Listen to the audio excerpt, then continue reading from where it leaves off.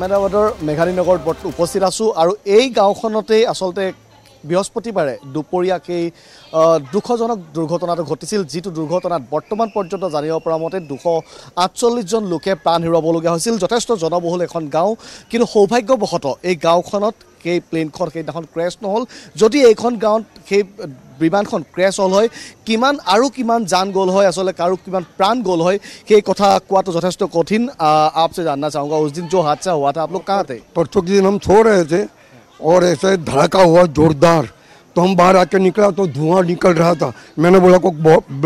bomb blast हुआ का मगर थोड़ी देर में मालूम पड़ा कि विमान ब्लास्ट हुआ है तो सब इंसान इधर से भाग के गए अंदर मगर क्या धुआं किसी कोई दिखाई नहीं देता था और धुआं ही धुआं था अब सबको इंसान जो कैंटीन थी उसके अंदर जो इंसान था उसको दाज गया था उसको भी निकाला और सिविल में हॉस्पिटल में दाखिल किया सब ऐसा हुआ सब अब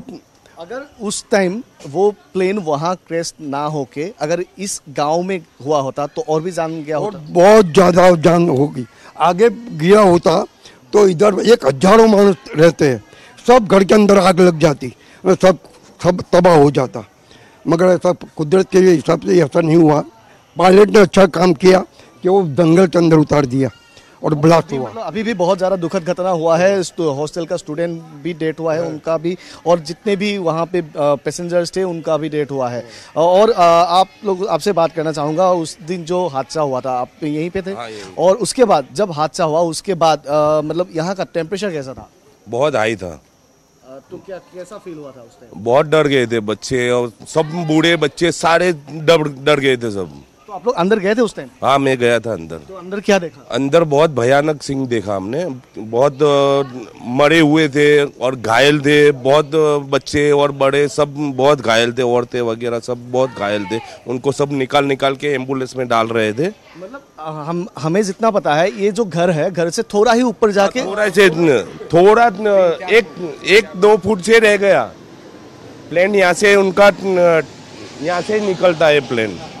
अभी जितने ऊपर जा रहे हैं उससे बिल्कुल नीचे बहुत नीचे था इसके पीछे जो पेड़ था ना इसके पीछे पेड़ है उसकी टहनी को तोड़ के फिर सामने कैंटीन में घुस गया मैं यार परिवेशটো এবাৰ দেখুৱাব অনুৰোধ কৰিম গোটেই যে এটা যথেষ্ট আসলে জনবহুল এৰিয়া যথেষ্ট ঘৰ আছে এই অঞ্চলটোত বহু লোক ইয়াত বাস কৰে তেওঁলোকে জনাইছে যে হাজাৰ লোকে আসলে এই অঞ্চলটোত বাস কৰে আৰু মই কিছু আগুৱাই যাবলৈ চেষ্টা কৰিম আগুৱাই গৈ আসলে ইয়াৰ যি কোট বিমানখন সেইদিনা পৰিছিল সেই দৃশ্য মই দেখুৱাবলৈ চেষ্টা কৰিম এইটোৱে সেই বিমানৰ ৰোড আমি দেখোন বিমান দেখুৱালোঁ বিমানখন দেখুৱাৰ পাছত বৰ্তমান আমি দেখুৱাব চেষ্টা কৰিম যে এইটোৱে আসলে এইটো পথেৰে সেইদিনা আহিছিল আহি এইফালে গৈছিল এইফালৰ পৰা এইফালে এইটো যিটো এৰিয়েল ৰোড আছে এৰিয়েল ৰোডৰে আহি এইফালে গৈ কিশুনি লগত থকা যিটো চিভিল হস্পিটেলৰ যিখন ছাদ বা যিখন কেণ্টিন আছিল সেই কেণ্টিনত খুন্দা মাৰিছিল আৰু ইয়াৰ সমান্তৰালভাৱে ওচৰ পাজৰ যিসমূহ গছ আছিল গছত খুন্দা মাৰিছিল বুলি ইয়াৰ স্থানীয় লোকে আমাক জানিবলৈ দিছে যথেষ্ট যদি কিবা কাৰণত সেইদিনাখন বিমানখন এই এৰিয়াটোত পৰিলে হয় তেতিয়াহ'লে কিমান জানৰ ক্ষতি হ'ল কিমান প্ৰাণৰ ক্ষতি হ'ল সেই কথা কোৱাটো কঠিন আমি ওপৰলৈ যাবলৈ চেষ্টা কৰিম ওপৰত আচলতে যি দৃশ্য ওপৰৰ পৰা আমি এবাৰ দেখুৱাবলৈ চেষ্টা কৰিম DY365ৰ দৰ্শকসকলক কাৰণ যি দুৰ্ঘটনা সেইদিনা সংঘটিত হ'ল সেই দুৰ্ঘটনাত 240ৰো অধিক লোকে প্ৰাণ হেৰুৱাইছে ইতিমধ্যে চিনাক্তকৰণৰ প্ৰক্ৰিয়া চলি আছে ইতিমধ্যে চলি আছে যথেষ্ট সংখ্যক লোকে ইতিমধ্যে ইয়াত ভিৰ কৰা দেখিবলৈ পোৱা গৈছে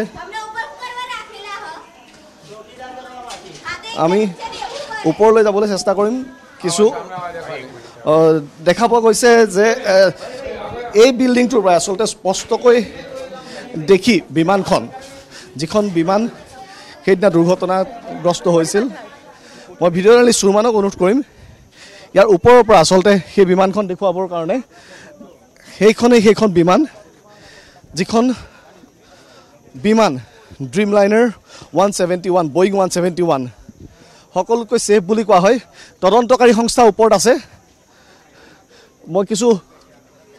সেই দৃশ্য দেখুৱাব অনুৰোধ কৰিম তদন্তকাৰী সংস্থা আছে তেওঁলোকে তদন্ত কৰিবলৈ ইতিমধ্যে আহিছে আৰু অলপ যদি জুম কৰিবলৈ সক্ষম হয়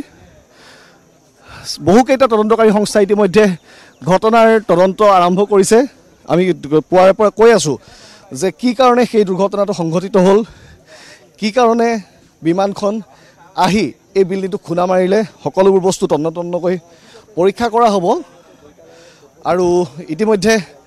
আটাইকেইটা সংস্থা আহি পাইছে যিসমূহ ছাত্ৰ আছিল হোষ্টেলটো তেওঁলোকক ইতিমধ্যে হোষ্টেল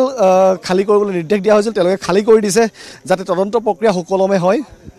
আৰু ইতিমধ্যে আমি কৈছো যে এইখন প্লেন এইটো ৰোটেৰে আহি গছত খুনা মৰাৰ পাছত সেই বিল্ডিংটো খুনা মাৰিছিল যাৰ ফলত তাত থকা 241 জন যাত্ৰীৰ লগতে হোষ্টেলৰো যথেষ্ট সংখ্যক ছাত্ৰ নিহত হৈছিল জ্বলি ছাই হৈ গৈছিল বহু মৃতদেহ আৰু এই মুহূৰ্তত আমি সেই দৃশ্য দেখুৱাই আছো সেই প্লেনখনৰ দৃশ্য দেখুৱাই আছো সেই অভিক্ষপ্ত বিমানখন যিখন বিমান বৃহস্পতিবাৰে দুপৰীয়া 1:38 আহি এই বিল্ডিংটো খুনা মাৰিছিল আৰু যাৰ ফলত আসলতে 240তকৈও অধিক লোকৰ প্ৰাণহানি হৈছিল আৰু ইতিমধ্যে তদন্তকাৰী সংস্থাই তদন্ত অব্যাহত ৰাখিছে ব্লেক বক্স দুটা পাইছে দুটা ব্লেক বক্সত কি আছে সেয়া কিছু সময় পাছতে বা কেইদিনমানৰ পিছতে জলপটপট হ'ব কি কাৰণে দুৰ্ঘটনা ঘটিল দেখে গম পাব বিশ্বই গম পাব কিন্তু এই মুহূৰ্তত আমি এটা কথাই ক'ব বিচাৰিম যে আসলতে ৰহস্য যিয়েই নহওক কিন্তু এই ঘটনাৰ ফলত বহুতৰ সংসাৰ শেষ হ'ল বহুতৰ জীৱন শেষ হ'ল বহু পৰিয়াল ধ্বংস হৈ গ'ল আৰু এই মুহূৰ্তত আমি সেই স্থানত উপস্থিত আছো আৰু আমি দেখুৱাইছোঁ আৰু ইয়াৰ লগে লগে মই আৰু এটা কথা ক'ব বিচাৰিম ইতিমধ্যে আমি কৈছোঁ যে যদি বিমানখন সেই স্থানত নহয় মই বৰ্তমান য'ত উপস্থিত এই স্থানত দুৰ্ঘটনাত পতিত হ'ল হয় ক্ৰেছ হ'ল হয় তেতিয়াহ'লে কিন্তু আৰু বহু সংখ্যক প্ৰাণৰ হানি হ'ল হয়